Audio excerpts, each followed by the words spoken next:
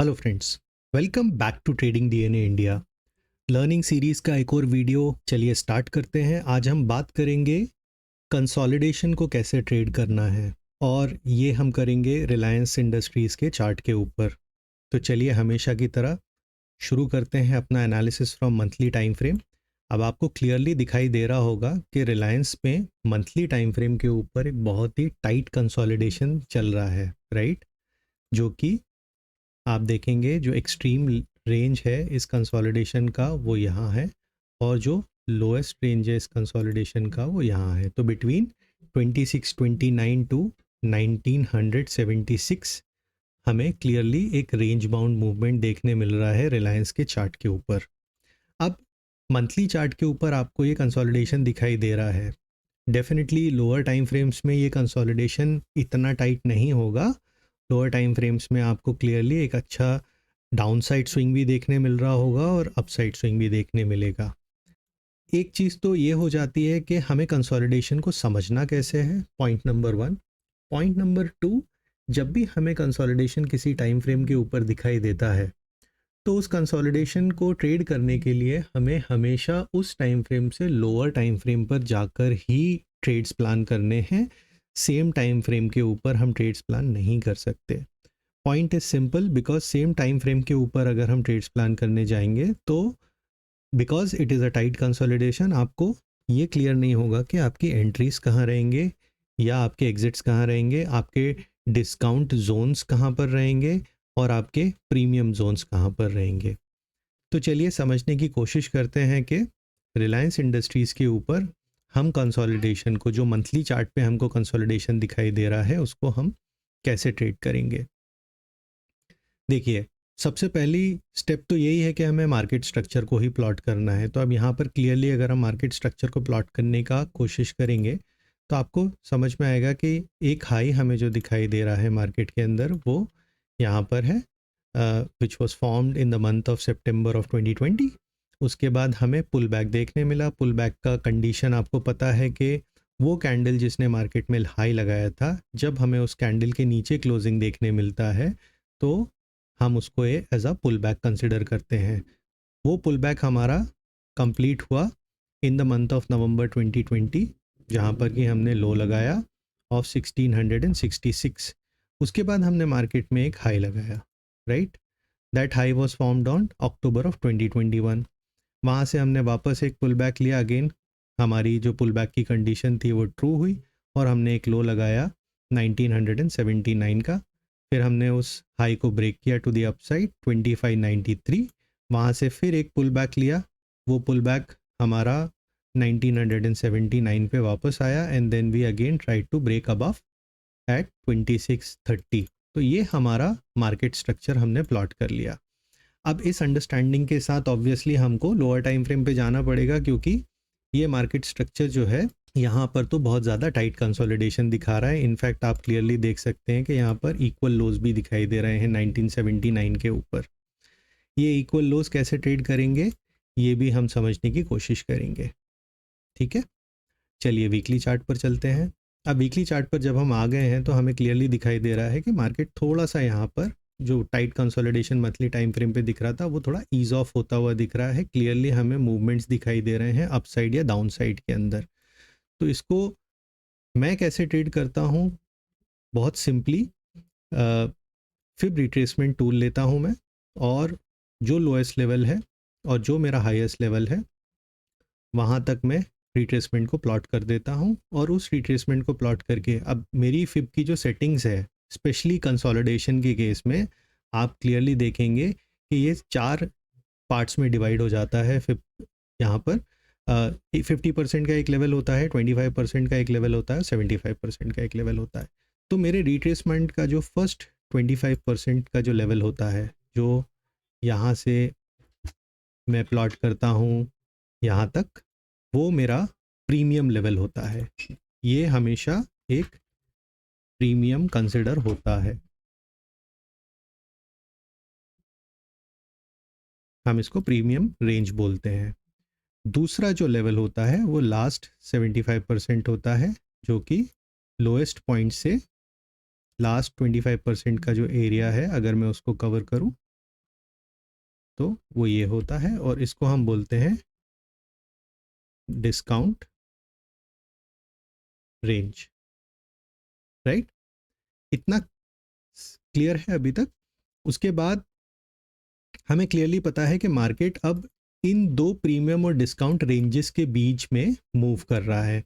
अब चाहे तो हम वीकली टाइम फ्रेम पे भी ट्रेड कर सकते हैं, जो भी हमारे पुल बैक के कंडीशंस है वो जब सक्सेसफुली मीट होते हैं। For example pull back conditions क्या है हमारे, ऐसी कैंडल जिसने मार्केट में हाई लगाया हो, उस कैंडल के नीचे अगर हमें क्लोज देखने मिले तो डेफिनेटली एक पुल बैक की सिचुएशन बनती है, जो हमें यहाँ देखने मिली। लेकिन अब बिकॉज वीकली चार्ट के ऊपर अगर आप ट्रेड लेने जाते इस कंडीशन को ऑब्जर्व करके, तो आपके जो स्टॉप लॉसेज हैं वो बहुत ज़्यादा लॉन्ग होते। तो यहाँ पर उससे भी बेटर है कि कम से कम 2 टाइम फ्रेम नीचे आप जाएं या 3 टाइम फ्रेम नीचे जाके ट्रेड करें तो ज़्यादा बेटर रहता है। तो चलिए हम डेली चार्ट पर चलते हैं, इस रेंज को समझने की कोशिश करते हैं कि हम इसको कैसे ट्रेड करेंगे। अब हम डेली चार्ट पर आ गए हैं। डेली चार्ट पर आपको क्लियरली दिखाई दे रहा है कि ये एक बहुत ब्यूटीफुल अप ट्रेंड और डाउन ट्रेंड आपको यहाँ पे दिखता है।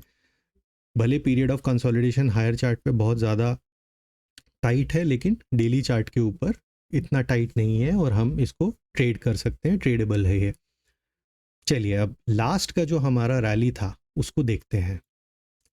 ये हमारा सप्लाई था प्रीमियम जोन से, वो सप्लाई हमारा डिमांड जोन में आया और वो डिमांड जोन में कैसे आया उसको मैच करते हैं। अब यहाँ से इस हाई से हमने सबसे पहला स्विंग जो लिया वो यहाँ तक लिया, उसके बाद एक पुल बैक दिया, उस पुल बैक को डाउन साइड में ब्रेक किया, राइट। फिर एक छोटा सा पुल बैक लेके वापस उसको डाउन साइड में ब्रेक किया, फिर एक डीप पुल बैक, उसको वापस डाउन साइड में ब्रेक किया और उसके बाद एक स्विंग ऊपर लिया, बट डाउन साइड में ब्रेक किए बिना हमने उसको अप साइड में ब्रेक कर दिया। यहाँ पे हम रुक जाते हैं। अब हमें ये समझना है कि क्लियरली आपको ये दिखाई दे रहा है, अगर आप राइट हैंड साइड का प्राइस एक्शन थोड़ा सा छुपा दें तो आपको क्लियरली दिखाई दे रहा है कि हम पहले सप्लाई जोन में, सपोर्ट जोन में गए, हमारे डिस्काउंट जोन में। डिस्काउंट जोन में जाने के बाद हमने एक ऐसा स्ट्रक्चर फॉर्म किया जिसने मार्केट में एक कैरेक्टर चेंज किया। तो ये जो हमारा lower highs and lower lows का सीक्वेंस था वो यहाँ पर ब्रेक हो गया, राइट।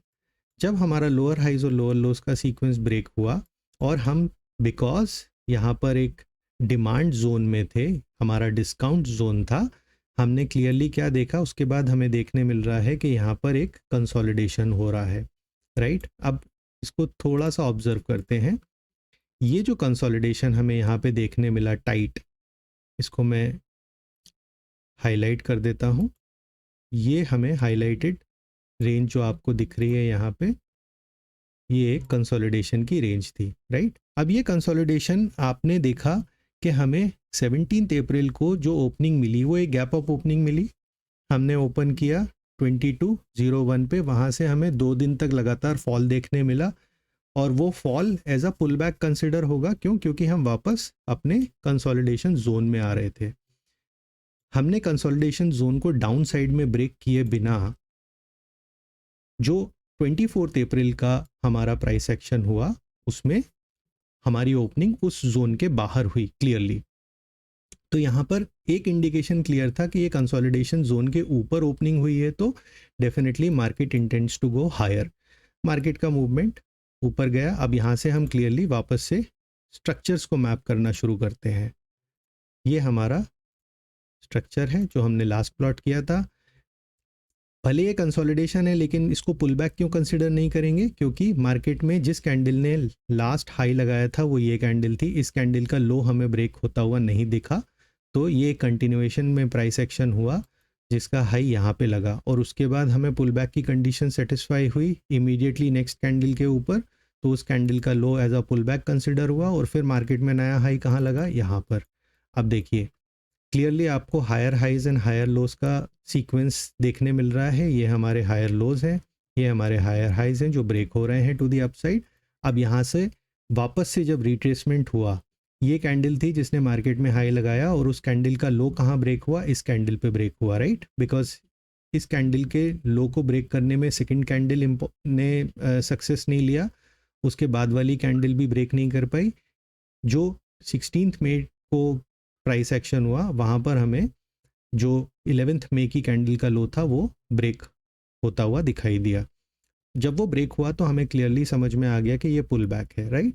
अब ये पुल बैक को हमारे पास दो लेवल्स थे। पहला लेवल था ब्रेकआउट, जहाँ से हमें ब्रेकआउट मिला था। दूसरा लेवल हमारे पास था जो हमारा स्ट्रक्चर। तो क्लियरली 2111 के नीचे अगेन हमें बेरिश मूवमेंट देखने मिलता और सपोर्ट हमें देखने मिलती। फर्स्ट सपोर्ट हमारी होती ये जो ब्रेकआउट सपोर्ट था, तो एग्जैक्टली मार्केट ने उधर ही आके सपोर्ट लिया। अब अगेन इस कंसोलिडेशन, यहाँ पे आप देख रहे हैं ये भी एक कंसोलिडेशन है। यहाँ से यहाँ तक का अगर एरिया में प्लॉट करूँ तो ये कंसोलिडेशन हो गया। अगेन इस कंसोलिडेशन का जब ब्रेकआउट मिला, हमें सपोर्ट कहाँ मिला, उसी कंसोलिडेशन एरिया के पास में, और यहाँ से फिर से हमें एक अपसाइड स्विंग देखने मिला। तो चलिए उसको भी प्लॉट कर देते हैं। हमने पुल बैक लिया, वापस स्ट्रक्चर को ब्रेक किया टू दी अपसाइड, उसके बाद एक डीप पुल बैक और देन हमने स्ट्रक्चर को ब्रेक कर दिया टू दी अपसाइड, राइट। इतना क्लियर हो गया। अब यहाँ तक जब हम आ गए तो हमें फिर से वही कंडीशन देखने मिली, हमारी पुल बैक की कंडीशन यहाँ पे सेटिस्फाई हुई। कैंडल जो थी जिसने मार्केट में हाई लगाया वो ये कैंडल थी।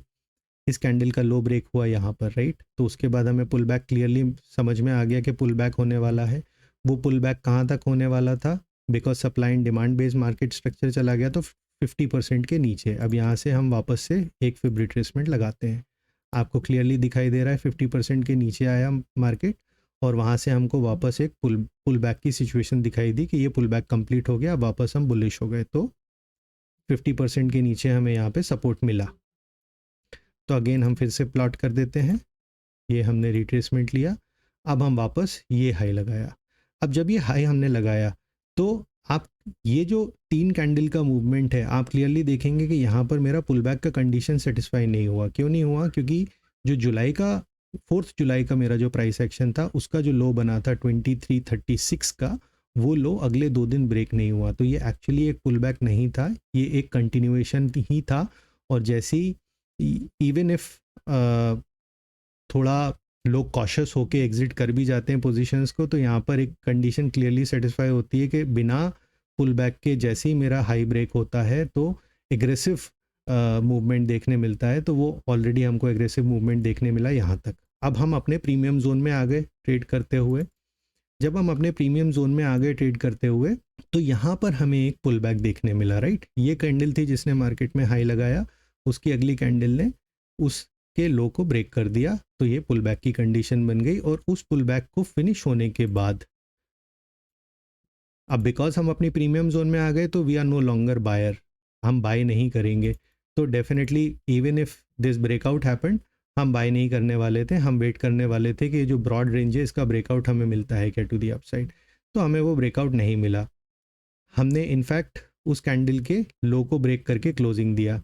अब हमारे लिए सबसे important point two watch for क्या हो गया, मार्केट का लास्ट लो यहाँ था, इस लो का ब्रेकडाउन हमको देने वाला था कि हम वापस इसी रेंज के सप्लाई के अंदर जाने वाले हैं और मार्केट वापस गिरने वाला है यहाँ से।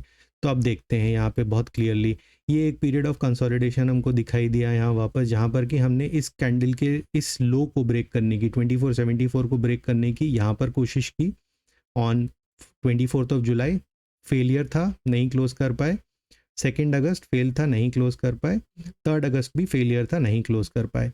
हमने इस रेंज को ब्रेक कब किया, जब हम 25 अगस्त को गैप डाउन ओपन किया मार्केट ने, और गैप डाउन ओपनिंग के बाद उसके नीचे क्लोज किया, लेकिन वो एक ग्रीन कैंडल थी, रेड कैंडल नहीं थी। उसके अगले दिन हमने उस कैंडल का लो ब्रेक करने की कोशिश करी और कहीं ना कहीं फिर यहाँ से एक कंसोलिडेशन स्टार्ट हो गया, आप देख रहे हैं यहाँ पे। और वो कंसोलिडेशन जैसे ही स्टार्ट हुआ तो अब मैंने, बिकॉज मेरा मार्केट स्ट्रक्चर तोड़ दिया था, 2474 के नीचे मार्केट ट्रेड करने लग गया था, तो हमें रेजिस्टेंस कहाँ मिला, एग्जैक्टली 2474 के पास में, और वहाँ से हम फिर फर्दर डाउन साइड के मूवमेंट को देख रहे हैं। तो क्लियरली आपको दिख रहा है कि कंसोलिडेशंस के पीरियड को जब हम ट्रेड करने की बात करते हैं तो हमेशा एक चीज़ ध्यान रखना है कि अगर कंसोलिडेशन के ऊपर कंसोलिडेशन हो रहा है, दैट मीन्स मार्केट का इंटेंशन बुलिश है, और अगर कंसोलिडेशन के नीचे कंसोलिडेशन हो रहा है, ये एक पीरियड ऑफ कंसोलिडेशन है जो कि नीचे हो रहा है, तो क्लियरली वो एक इंडिकेशन ये देता है कि बिकॉज मेरा कंसोलिडेशन के नीचे कंसोलिडेशन हो रहा है, प्रीवियस कंसोलिडेशन मेरा ऊपर प्राइसेस पे हुआ था, करंट कंसोलिडेशन मेरा नीचे वाले प्राइसेस पे हो रहा है, तो मैं यहाँ से डेफिनेटली सप्लाई ही देखूंगा, मुझे डिमांड देखने नहीं मिलेगी। अब आप देखिए ये क्लियरली आपको यहाँ पर दिखाई दे रहा है कि ये period of consolidations are nothing but making market to go down. इतना सिंपल है, इतना इजी है कंसोलिडेशंस के पीरियड को रीड करना within a range bound market. Clearly higher ranges में जब बात होती है तो हमें 2-3 टाइम फ्रेम नीचे आके ट्रेड करना चाहिए, और जब 2-3 टाइम फ्रेम नीचे हम आ गए हैं और वहाँ पर हमें टाइट कंसोलिडेशन देखने मिल रहा है, तो उस टाइट कंसोलिडेशन को ट्रेड करने का तरीका एग्जैक्टली मार्केट स्ट्रक्चर को फॉलो करके है। एज लॉन्ग एज आप उस कंसोलिडेशन पीरियड के ऊपर हैं तो आप बुलिश हैं, अगर आप उन कंसोलिडेशंस पीरियड के नीचे आना शुरू कर देते हैं तो आप मार्केट में एक नेगेटिव व्यू बना लेते हैं, और यहाँ पर क्लियरली फिर से आप देखेंगे कि आपको lower highs and lower lows का सीक्वेंस देखने मिल रहा है, राइट। ये देखिए इतना सिंपल है। अब अभी क्लियरली हमको पता है कि रिलायंस कहाँ आएगा, इस जोन में आएगा। इस जोन में हम फिर ऑब्जर्व करेंगे कि यहाँ पर हमें बाइंग अपॉर्चुनिटी देखने मिलती है या नहीं मिलती है, एंड देन अकॉर्डिंगली हम डिसाइड करेंगे कि what is going to be the movement of Reliance in the long run. अब एक चीज़ और क्लियरली कर लेते हैं, समझ लेते हैं कि in the very long term क्या होने वाला है, तो उसके लिए हमें वापस हायर टाइम फ्रेम पे जाना पड़ेगा। अब हमको क्लियरली पता है कि पीरियड ऑफ कंसोलिडेशन कैसे चल रहा है। एक कंसोलिडेशन हमारा यहाँ पे हो रहा है, दूसरा कंसोलिडेशन हमारा उस कंसोलिडेशन के ऊपर हो रहा है। तो जो प्रीवियस अंडरस्टैंडिंग मैंने आपको दी है डेली चार्ट के ऊपर, उससे आपको क्या समझ में आ रहा है कि ये मेरा एक कंसोलिडेशन का एरिया है जो कि एक बुलिश कंसोलिडेशन था। यहाँ से डिमांड जनरेट हुई, जिस डिमांड ने मार्केट को फर्दर अपसाइड पुश किया, और ऊपर के लेवल्स पे भी मेरे को क्लियरली यहाँ पर एक बुलिश कंसोलिडेशन ही देखने मिल रहा है, अनटिल अनलेस मैं इस कंसोलिडेशन के नीचे आके और यहाँ पर कंसोलिडेट करना शुरू कर दूँ। I am sorry for the voice. अगर मैं यहाँ पे कंसोलिडेट करना शुरू कर देता हूँ तो डेफिनेटली ये एक बेरिश कंसोलिडेशन कंसिडर होगा, एंड देन वहाँ पर लाइकलीहुड क्या बन जाएगा कि यहाँ से हम फिर फर्दर नीचे जाने वाले हैं। या फिर अगर मैं कंसिडर करूं कि even if this range breaks to the down side, तो सबसे अच्छा तरीका ये है कि दोनों रेंजेस को हम कंप्लीटली एक सिंगल रेंज मान लेते हैं, ये दोनों रेंजेस को, और हमारे यहाँ पर फर्दर अगर हम प्रीमियम एंड डिस्काउंट लेवल्स को आइडेंटिफाई करने की कोशिश करें तो आपको क्लियरली दिखाई देगा कि मेरा जो लास्ट 25% का एरिया है ये बन जाएगा मेरा एक डिमांड जोन, और जब जब यहाँ से मुझे अच्छा रिएक्शन टू द अपसाइड देखने मिलेगा, मेरा स्ट्रक्चर ब्रेक होगा या मेरी यहाँ पर आप फर्दर पुल बैक की सिचुएशन सेटिस्फाई होते हुए देखेंगे, तो it will be a very good chance to enter into a bullish trade, और that will take you to the upside. Definitely आपको एक अच्छा अपसाइड स्विंग देखने यहाँ से मिल सकता है। तो आई होप आपको ये समझ में आ रहा होगा कि कंसोलिडेशन के जो पीरियड होते हैं उनमें घबराने की ज़रूरत नहीं है, कंफ्यूज होने की ज़रूरत नहीं है। हमेशा आपको वहाँ पर प्रीमियम और डिस्काउंट लेवल के साथ ही काम करना है। डिस्काउंट लेवल्स में आप बाइंग अपॉर्चुनिटीज़ को देखने की कोशिश करेंगे, प्रीमियम लेवल्स में आप सप्लाई अपॉर्चुनिटीज़ को देखने की कोशिश करेंगे। सो यहाँ से क्या लगता है, रिलायंस में एटलीस्ट अगर ये रेंज ब्रेक होती भी है मेरी डिस्काउंट रेंज, तो उसके नीचे मेरे पास एक हैवी कंसोलिडेशन ऑलरेडी हो चुका है, जो मुझे लगता है कि यहाँ से एक अच्छा अपस्विंग देगा। और मार्केट में एक और कॉन्सेप्ट होता है जिसको हम बोलते हैं कि अगर मार्केट को मूव करना है तो मार्केट मूव कैसे करता है। मार्केट मूव करने के लिए आपको चाहिए होते हैं ऑर्डर्स, और वो ऑर्डर्स आपको कहाँ मिलते हैं? वो ऑर्डर्स आपको मिलते हैं जब दूसरे इन्वेस्टर्स या ट्रेडर्स के स्टॉप लॉसेस हिट होते हैं इन द डिस्काउंट जोन, और वहाँ पर जो मार्केट मूवर्स हैं वो अपने बड़े ऑर्डर्स को अक्यूमुलेट करना चाहते हैं। That is where they get big orders to accumulate their positions. तो यहाँ पर क्लियरली हमको दिखाई दे रहा है कि जो इक्वल लोज हमारे यहाँ बने हुए हैं, ये जो इक्वल लोज है 1979 का जो लेवल है, इसके नीचे यहाँ पर बहुत सारे लोगों के स्टॉप लॉसेस होंगे, जिसको हंट करने के लिए मार्केट नीचे आ सकता है। और जैसे ही वो स्टॉप लॉसेस हंट हो जाएंगे, there is a very good likelihood के मार्केट वापस बुलिश हो जाएगा on the chart. So this is how I read consolidation and this is how I trade consolidation. I hope आपको ये वीडियो अच्छा लगा होगा, समझ में आया होगा concept of how to trade consolidation. कुछ की टेकअवेज हैं जो मैं आपको क्लियरली बोल देता हूँ ताकि आपको याद रहे लॉन्ग रन में. सबसे पहली चीज़, पीरियड्स ऑफ कंसोलिडेशन आपको जिस टाइम फ्रेम पे दिखाई दे रहे हैं उसके कम से कम 2 टाइम फ्रेम नीचे जाकर आपको उस कंसोलिडेशन को ट्रेड करना है, नंबर 1. नंबर 2, आपकी प्रीमियम रेंज और डिस्काउंट रेंज आपको प्लॉट करके रखती हैं, जो कि top 25% will be considered as the premium area जहाँ से कि सप्लाई आ सकती है. Bottom 25% will be considered as a discount area जहाँ से कि डिमांड आ सकती है. और हमेशा आपको कंसोलिडेशंस को रीड करना है. थर्ड जो हमारा पॉइंट है वो है, हमेशा आपको कंसोलिडेशंस को रीड करना है. अगर कंसोलिडेशन हुआ है, वो नेक्स्ट कंसोलिडेशन उस कंसोलिडेशन के ऊपर हो रहा है तो हम बुलिश हैं, और नेक्स्ट कंसोलिडेशन अगर उस कंसोलिडेशन के नीचे हो रहा है तो लाइकलीहुड है कि मार्केट नीचे जाने वाला है.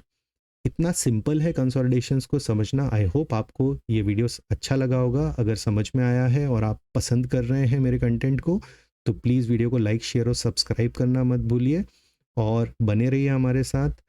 नेक्स्ट वीक मिलते हैं फिर से एक न्यू लर्निंग वीडियो के साथ में. तब तक के लिए जय हिंद.